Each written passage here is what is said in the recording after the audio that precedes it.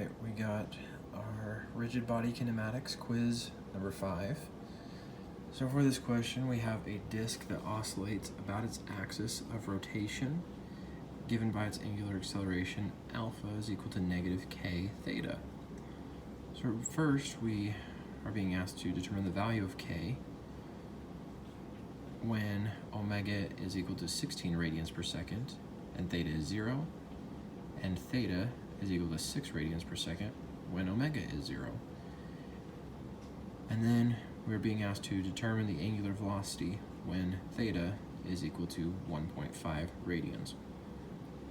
So using the equation that we were given, alpha equals negative k theta, we know from our notes in chapter 15 that alpha is also equal to omega d omega over d theta. And so as we plug that in and do a separation of variables that we learned about in linear algebra, and taking the derivative, or the integral of those, of now our two equations, and plugging in the values that we were given in the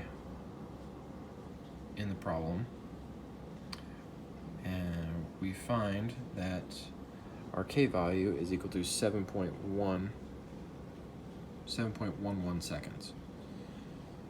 So using that to move on to part B, we use the same equation that we did, omega d omega equals negative k theta d theta, taking the integral. Now that we know that omega is equal to 1.5 radians, or theta is equal to 1.5 radians, we take the integral of omega d omega from omega to 16 radians per second, and theta from 1.5 radians to 0. Again, following the same pattern, we are able to solve for omega. That comes out to be 15.5 radians per second. I hope this is right. I don't know if I needed to include the k value into the question, but there goes nothing. Hope it's right. Thanks.